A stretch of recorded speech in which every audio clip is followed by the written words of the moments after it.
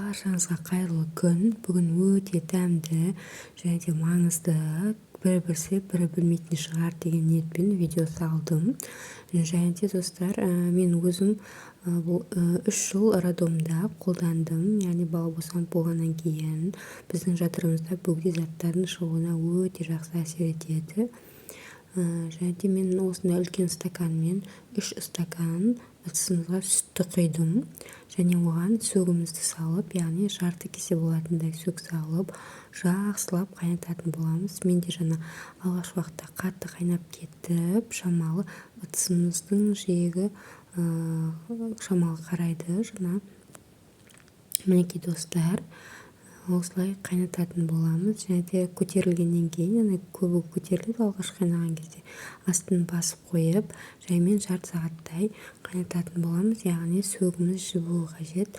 Құм шекер салуларыңызға да болады.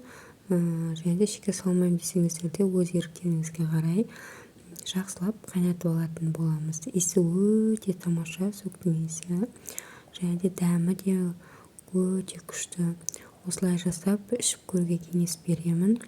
Және де мен қазір сары май салатын боламын. Яғни ыстық сүтке қосылған сөк, яғни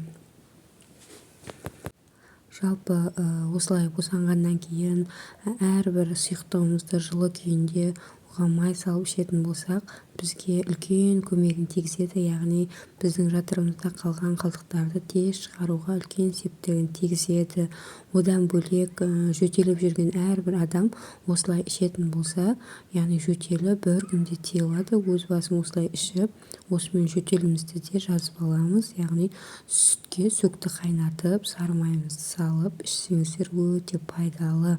Мінекей сөгінде жеуге болады. Достар, егер сіздерге ұнап жатса, маған тіркеліп, лайк басып қойыңыздар, және де комментарий жазып отырыңыздар деп айтқым келеді. Видеоның соңына дейін қарағандарыңызға үлкен рахмет.